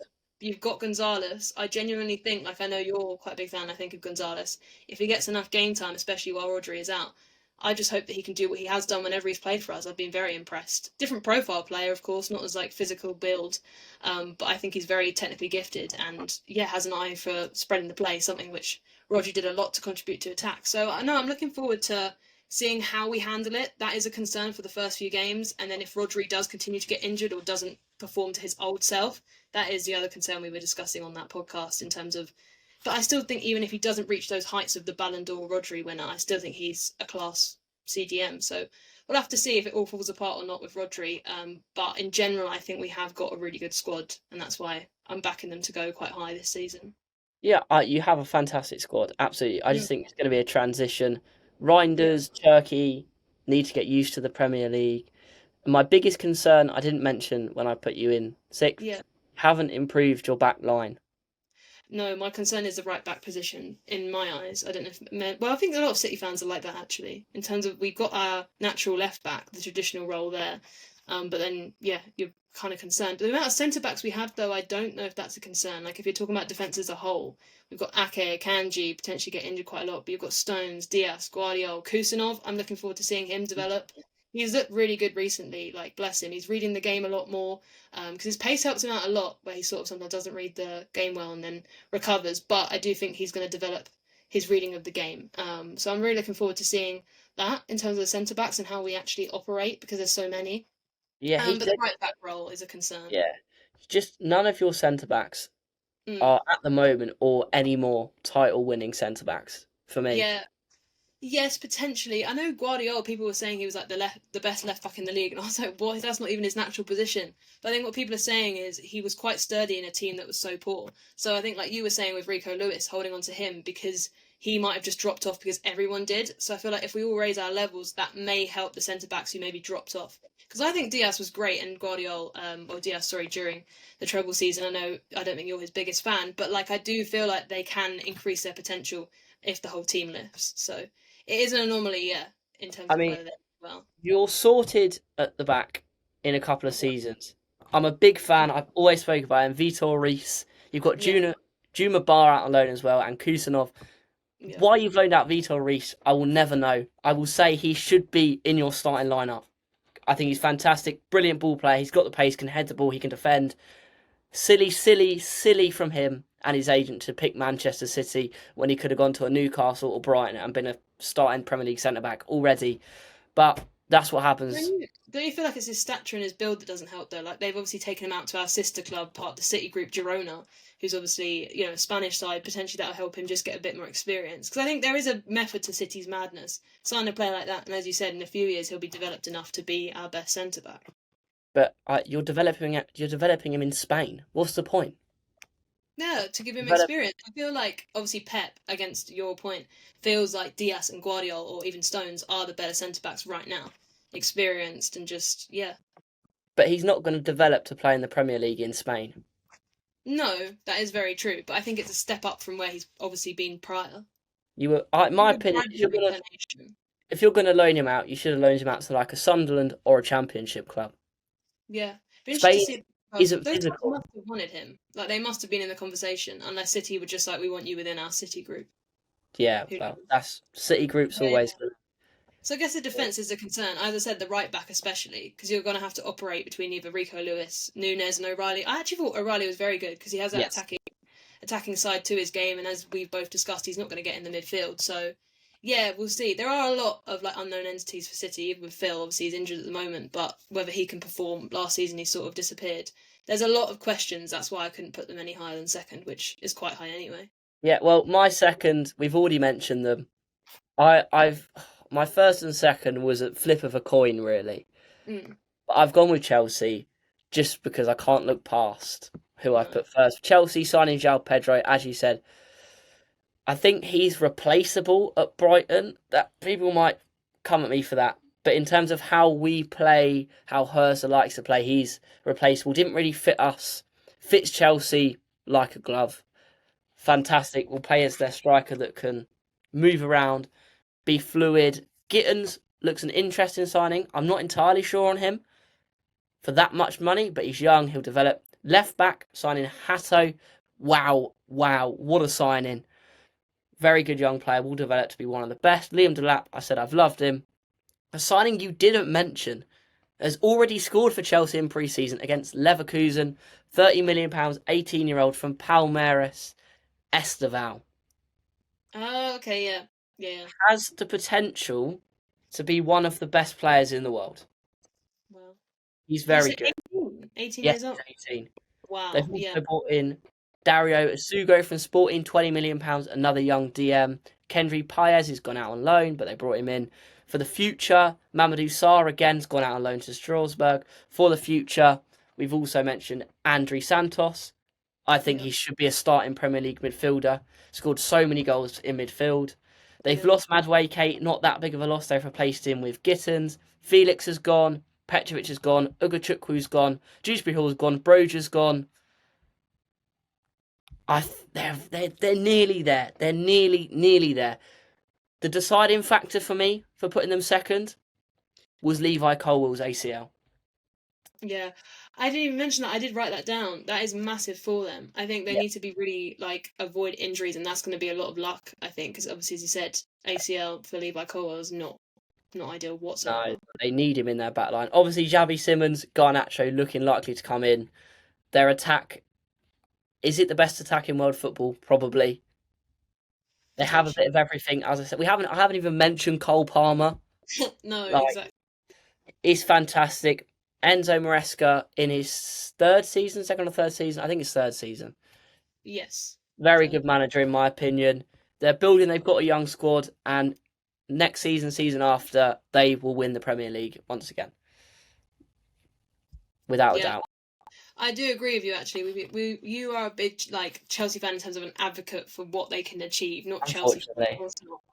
Yeah, and no, I agree with you there in terms of actually looking at their squad. And yeah, I just think it's more about. I know you think experience is overrated, but I do feel like in the next few seasons, that's when it will click for them. But yeah, it's obviously had to put him first. You can say. I mean, you're going to contradict yourself with your first. Talking about leading experience and talking about all their new signings, which are all really, really young. Yes, very true. I just feel like, I don't know. I just feel like the names have obviously added a lot of gravitas to them. Not that Chelsea's names aren't massive, but I just feel like Liverpool already have won the league. They've kept quite a few players from who won the league last year to then build on that with these players. I'm like, interesting. They've got to have them first. Well, yeah, if you hadn't guessed, we've put Liverpool. Quickly, before I talk about my opinion, your opinion, as I said, watch James Alcott's video earlier. I thought it was really interesting what he's saying. He thinks Liverpool are going to have this season what they should have had last season with a transition season. They didn't really sign anyone last summer. They've lost actually quite a few players this window. Diaz, Nunez, Kwanzaa, Kelleher, Trent. That's quite a key core group of players. I don't think it's certain that Liverpool win the league. I think they can do it with the players they've brought in, as you say. But I think he's kind of right. It is going to be a transition season for Liverpool. It's just whether they hit the ground running, these players, which I unfortunately couldn't watch the Community Shield, but did they hit the ground running? The first half they looked good, but then Palace pretty much from the latter half, the first half, and then the second were the better side, I would say, and I think a lot of people would agree. And they had so many opportunities that they missed to kill it in the 90. So yeah, I think it's interesting. I feel like Wirtz was very impressive that game. I'm sure we'll come on to him. I feel like he's going to be one of the best players of the season, if not the best. So yeah, with him, I just think it's more about the striker. Like we're talking about Isak. Ekitike is young. I thought he looked good, but I feel like you just need someone who's a bit more proven, I guess. Although he has proven himself very much so in the Bundesliga. But yeah, if they get Isak, I think that's massive for them. And as we said with their defence is a worry as well. Like Van Dijk was supposedly at, obviously you can't blame just one player, but he was supposedly at fault for both of the goals, or the goal for Palace. So I think it's interesting to see whether if they do manage to get those centre-backs like Mark Gehi, or I did write down... Yeah, it's done that other deal. The 18-year-old, yeah. Yes, I've wrote him down. I can't remember his name, but he's from... Yes, I know where he's from, but they believe he's one of the best. They believe he's the best young centre-back in world football. Never watched him play, so I can't really comment. Giovanni Leone from Parma. Yes, he does look... He seems good from what I've heard. But all the Liverpool signing, Wirtz, as we say, for 100 record fee, he's got to be good. Ekitike, big fan. Again, looked clunky in his first game, but so did, I said about Gyökeres, but now he looks great, Ekitike. Gyökeres will probably be the same. Kirkes, we all know from Bournemouth, brilliant. Jeremy Frimpong at right back, basically a right winger, how Trent used to play. And when Salah goes off to AFCON, Frimpong can cover at that right wing position. They signed 2 goalkeepers. Petski from Puskas Academia. I've no idea about him, but good young goalkeeper. Freddie Woodman as a homegrown talent. Trey Anyoni come up from the academy, looks very good. And Mamadashvili as a backup, one of the best goalkeepers from the Euros a couple of seasons ago. And he'll probably take over from Alisson as we go on towards next season. But yeah, their window's been fantastic. Losing Diaz is a loss for £65 million, but he wanted to go. Nunez, I think, is a big loss as well. How slot-like to play with his high intensity, I think, is very important. Kwanzaa, I wasn't his biggest fan, but if Liverpool get Gehi, which I said doesn't look likely at the moment, and also this young centre-back is going to replace him anyway. Kelleher, they've replaced with Namadashvili, and Trent, they've replaced with Jeremy Frimpong.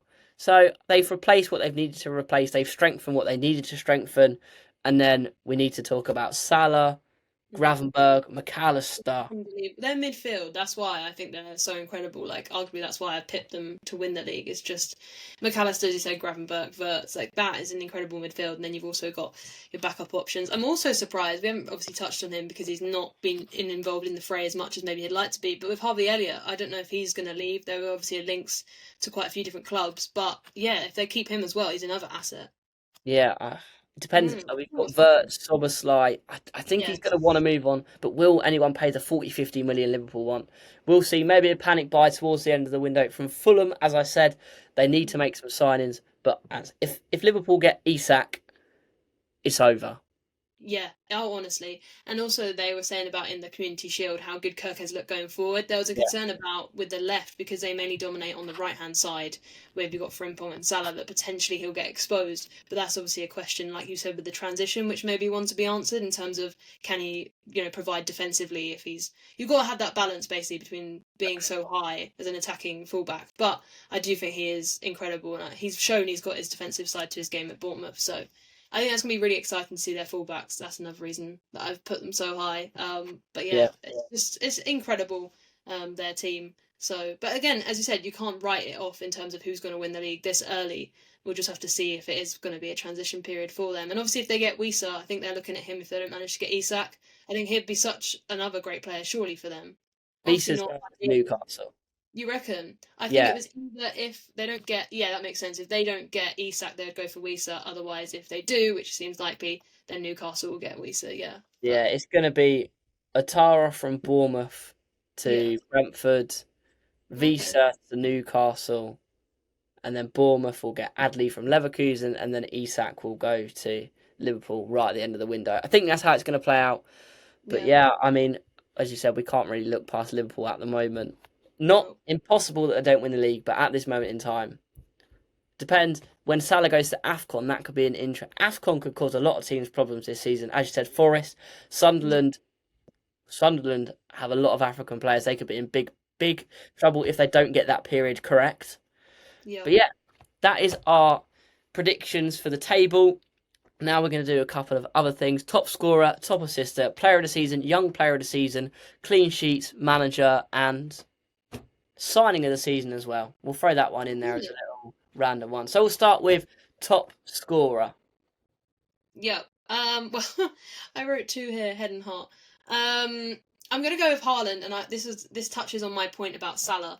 There is obviously a concern that he will either continue as he has been, where he had the most incredible season last season, because I think the one before that he sort of came off his heights a bit.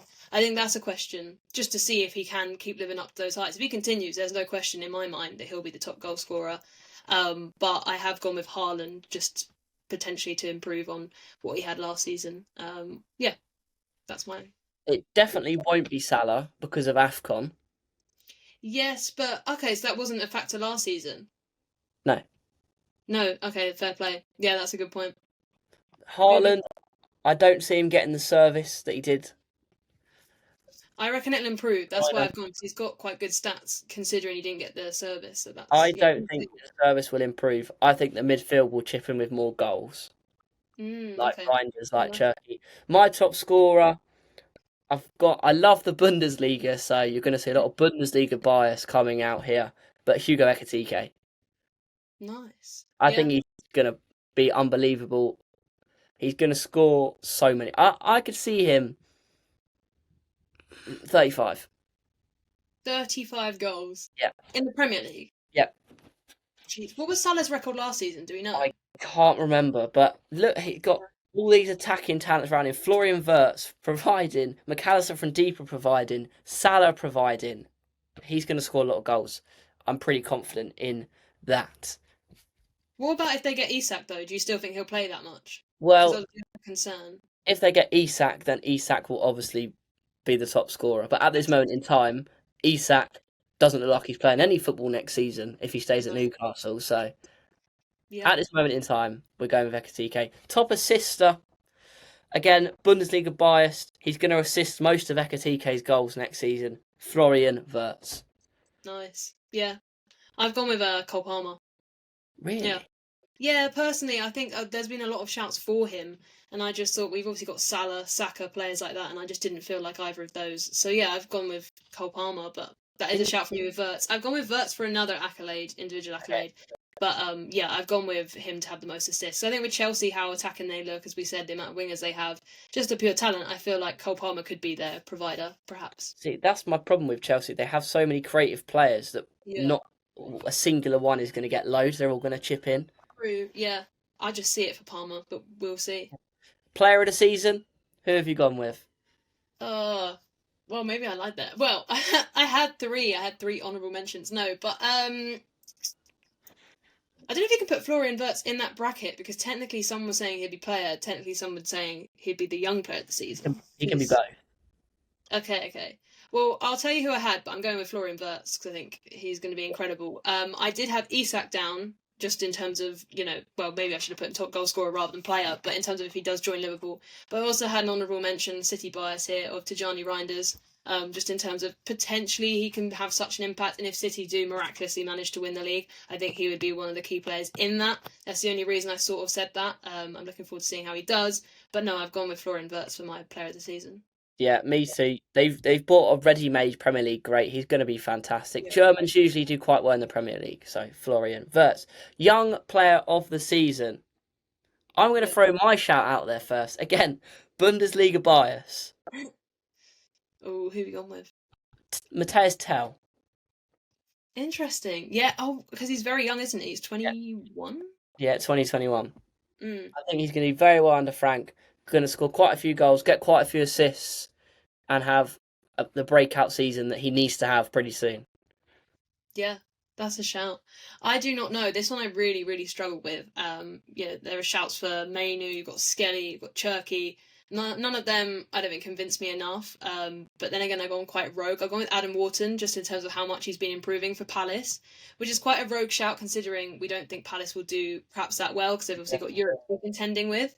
But I just think if you're looking at an individual, which I believe the awards should be based on rather than like whether the team, I don't know, finishes wherever, I've gone with Wharton. But yeah, potentially. And also, I'm surprised you didn't go with Baleba. Baleba's been one of the mentions either for player of the season or young player, just as something to throw out there. A player that plays for Brighton or Crystal Palace will never ever win. Which is such a shame. It's such a shame. Like we've said this before, there is like not necessarily a bias because obviously they're going for big titles, which understands that gives them impetus. Yeah, but I just think it's a shame that the teams outside of the top six, so-called, don't get considered. If any Brighton player will win an individual award, it'll be Matoma because he has the Japanese fan base behind him. That's interesting. What is it to do with the voting? Do you mean then? Yes. Okay. How was it voted on? United are obviously going to get more votes for certain players because they have a big fan base. I thought it was based on like journalists or like actual people rather than just the fans. But that's interesting. No, it gets voted. It all gets voted. Oh, really? Okay, that's interesting. Yeah, should have considered that. But no, Wharton just is in a great player. But yeah, who did you say? Young player? Tell. That's a good shout. But clean sheets is an interesting one. I'll let you go with this first. Oh, David Raya. I don't think that's a surprise. I'm sure there are probably bigger shouts out there. I just think Arsenal's defence is very strong. And Raya is just always the one to go. I think it's a kind of a safe option. Yeah, I have two written down. I've got Raya written down, obviously. But it all depends on Manchester City's goalkeeping situation. Oh my God. Okay, so you go with Donnarumma? No. Trafford? Trafford. If Trafford plays, he will get Golden Glove. Really? Yes. Yeah, I don't know. I don't think he's got the full package yet in terms of that's why we're holding back on him. Like, is he comfortable entirely playing out from the back? Yes. You reckon? Yes. Okay, we'll see. The only reason you're not playing him is that Pep sentimental thing and playing out from the back obsession. Yeah. I don't think it's just... Yeah.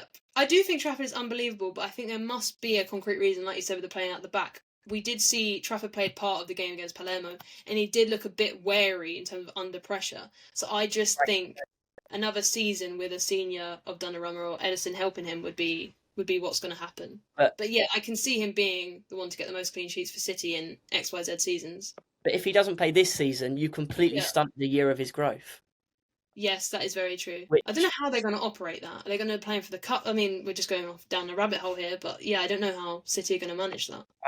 He must. Well, I mean, he's going to be getting a lot of money, but in terms of playing, he must be fuming. Depends. I don't think we're going to get Donnarumma personally. I think you do. Edison.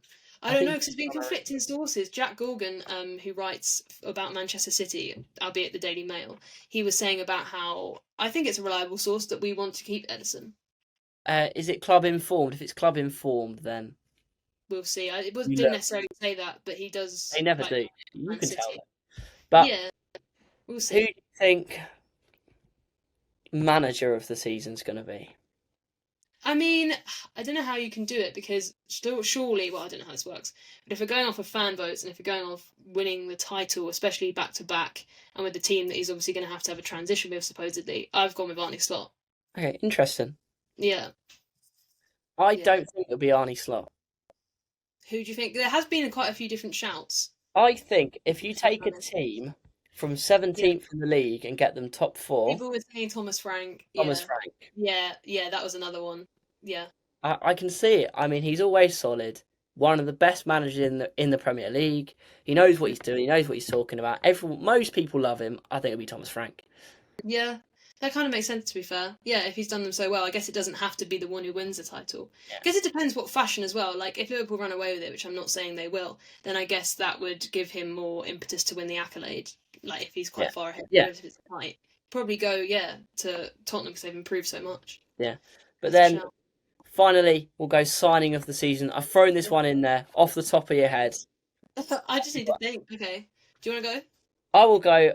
I mean, you would probably have to say Ekitike if he finishes top scorer, but that's slightly boring, I think. So I'm gonna go with.